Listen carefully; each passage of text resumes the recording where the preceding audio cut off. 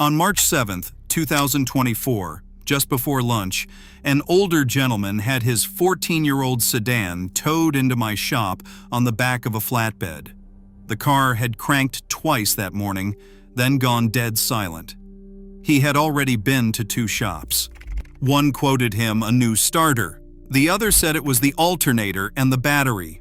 Between them, the repair estimates totaled just under $1,400. I did not replace a single part. I did not even open the hood until I had looked at something almost nobody else had bothered to check. 6 minutes later, the engine fired up, the charging system read perfectly, and I handed him a bill for $12 in supplies. Today, I am revealing the single 3-minute job that decides whether your car quietly dies at 180,000 miles or rolls past 500,000 without drama.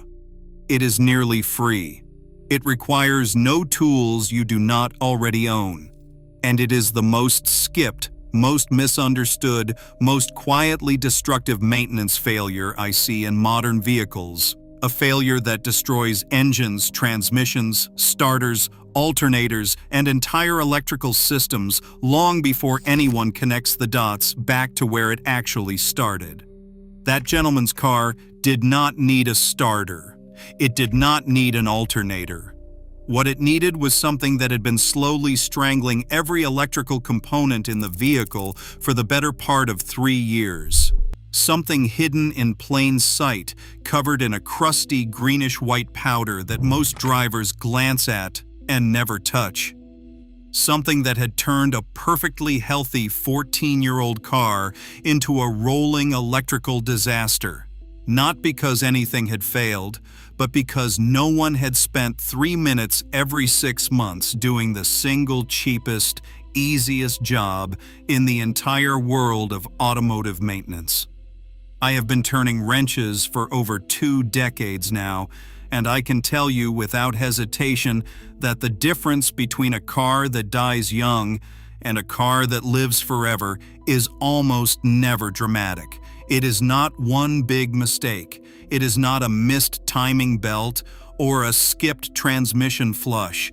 It is the small, boring jobs nobody talks about, the ones shops never bring up because there is no money in them. And this one, the 3-minute job I am about to walk you through, is the king of all of them. Let me explain what's actually happening on your car right now, even if it runs perfectly today. Every single electrical component in your vehicle, from the starter to the alternator, the engine control module, the transmission control module, the fuel injectors, the ignition coils, the sensors, the safety systems, the infotainment system, even your power windows, depends on one thing: clean, stable voltage arriving exactly when and where it's needed. If voltage drops, even for a fraction of a second, modules behave unpredictably. They store bad data.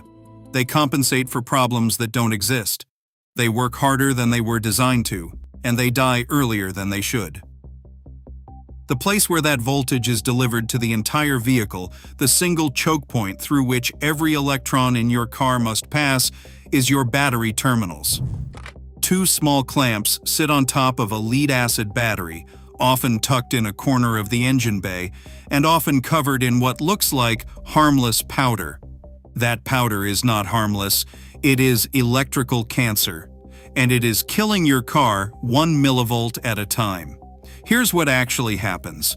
A lead-acid battery off-gasses tiny amounts of hydrogen and sulfuric acid vapor as it cycles through charge and discharge.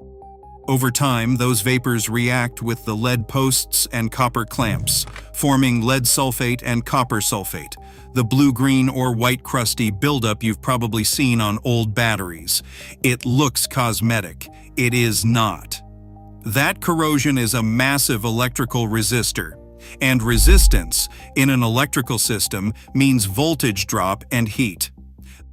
A brand new clean battery connection has a resistance close to 0, something like 0.001 ohms. A moderately corroded terminal can jump that resistance by 10, 20, even 50 times. That sounds like nothing. It is not. When the starter draws 200 amps during cranking, even a small resistance creates a significant voltage drop across that corroded junction.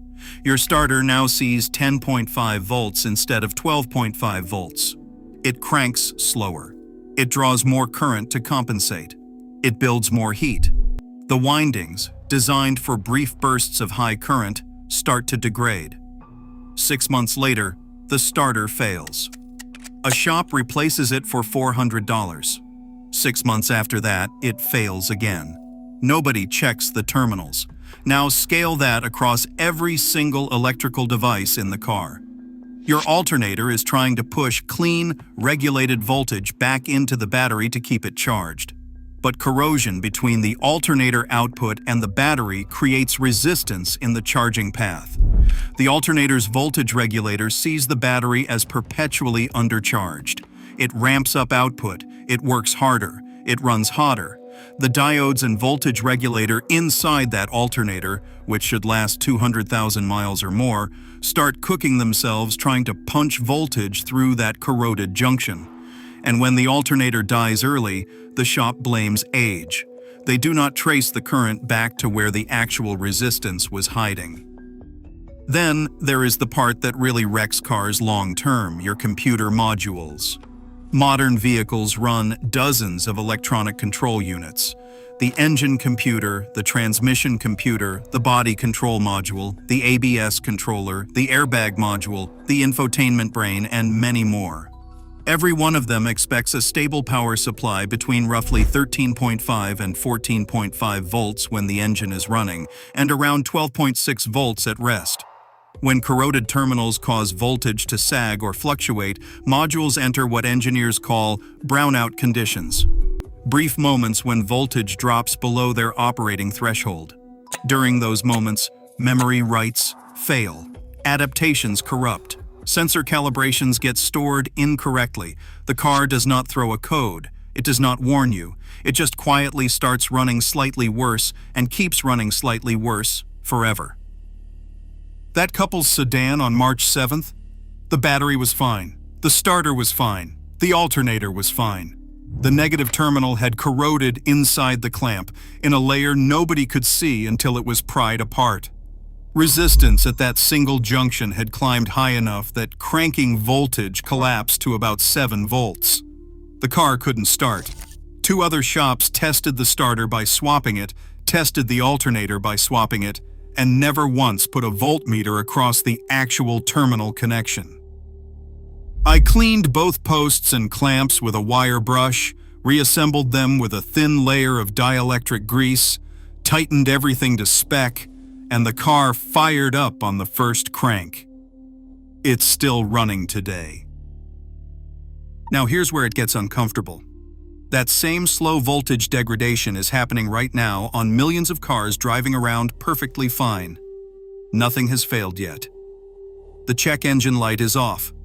The car starts on the first try, and every single day, corrosion is building under those clamps, resistance is climbing, modules are experiencing brownouts in tiny, invisible moments, adaptations are drifting, and the lifespan of every electronic component in the vehicle is quietly being shortened.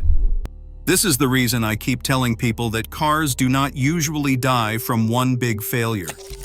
They die from 1,000 tiny compromises, and almost all of them trace back to electrical stress that started somewhere simple. So let me walk you through the 3-minute job. The one every vehicle on the road needs every 6 months, whether it feels like it needs it or not. Step 1. With the engine off and the key out, pop the hood and locate your battery. Some modern vehicles hide the battery under a plastic cover in the trunk or under the back seat and use remote terminals under the hood. Either set of terminals works. Look at the positive and negative posts. Look at the base of the clamps where they meet the posts. Look for any discoloration, powder, crust, greenish or white buildup, or moisture. Even a faint film counts. If you see nothing visible, you still clean them. Most of the corrosion I find is underneath the clamp, where you cannot see it until you loosen it. Step 2.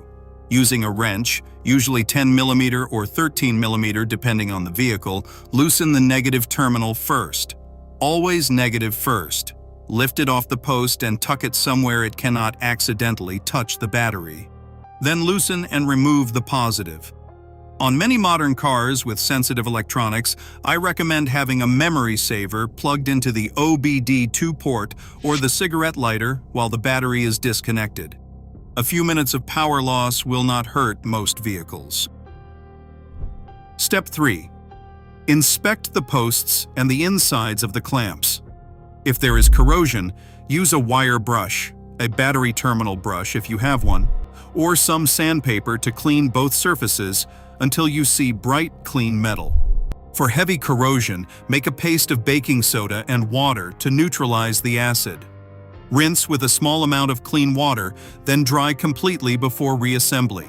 Never let baking soda enter the battery cells through the caps. Clean is the goal. Step 4.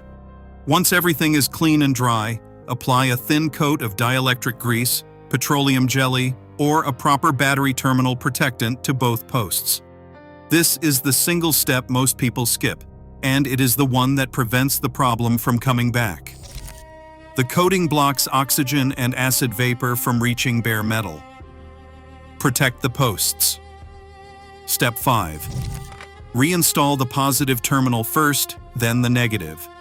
Tighten firmly, but do not crank them with all your strength. The clamps are made of lead and they will deform if over-tightened. Snug is correct.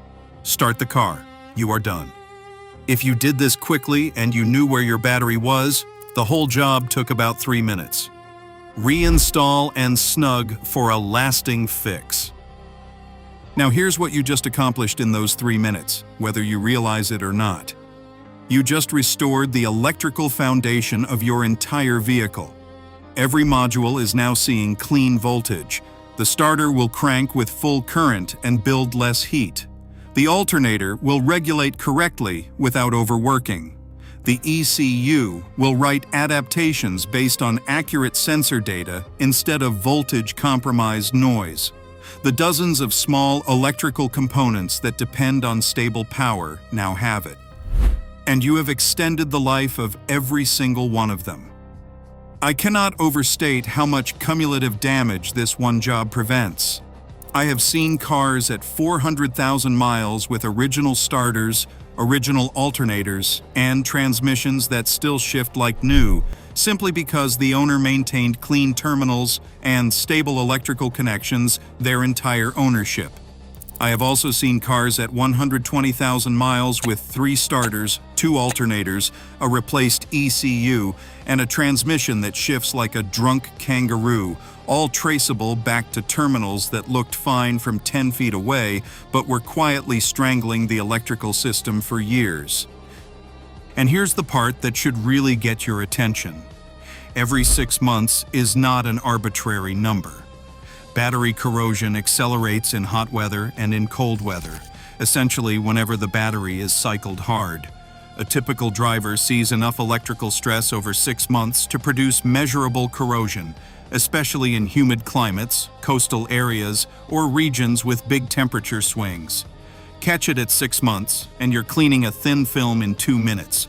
Wait 18 months, and you're chipping crusted buildup off lead posts and potentially replacing already damaged clamps. Wait 3 years, and you're paying someone else to diagnose symptoms that started right here and spread outward through the rest of the car. There is one more thing I want to mention before we wrap this up, because it is the part that ties everything together. This single habit does not just protect electrical components, it protects your ability to diagnose your car honestly. When terminals are clean and voltage is stable, a real fault will show itself clearly. A bad starter will actually read as a bad starter. A dying alternator will actually show low output. A failing module will throw a real code. But when corrosion is in the mix, every fault code becomes suspicious, every symptom becomes ambiguous, and every diagnosis becomes a guess. I have lost count of how many parts I have seen replaced because corroded terminals created phantom problems that no test could pin down. Clean terminals give you truth, and truth in automotive repair is worth its weight in gold. So the next time you are home on a Saturday afternoon with nothing to do, go pop your hood. Take a good look at those two little clamps. Pull out a wrench, a brush, and some dielectric grease. Spend 3 minutes. Do it again in 6 months. Do it every 6 months for as long as you own the car. That is the entire secret. No magic additive, no expensive service, no dealership scan tool, just 3 minutes of attention twice a year aimed at the exact spot where your entire vehicle's electrical health is decided. Do this, and your alternator will outlive the car. Your starter will outlive the warranty. Your modules will stop drifting and your adaptations will stay clean. Your transmission will shift the way it did when it was new. Your fuel economy will hold steady year after year, and your odometer will keep climbing long past the point where most cars quietly give up. If this changed the way you think about car longevity, tap the like button so more drivers see it. Subscribe for the next breakdown, where I expose another silent habit that separates cars that live to 500,000 miles from cars that die in the dealership trade-in lane. And if you've got a car that's crossed 200,000, 300,000, or even 400,000 miles, drop the mileage in the comments so people can see it's real. Because the cars that last forever aren't built differently, they're maintained differently, and now you know exactly where that difference begins.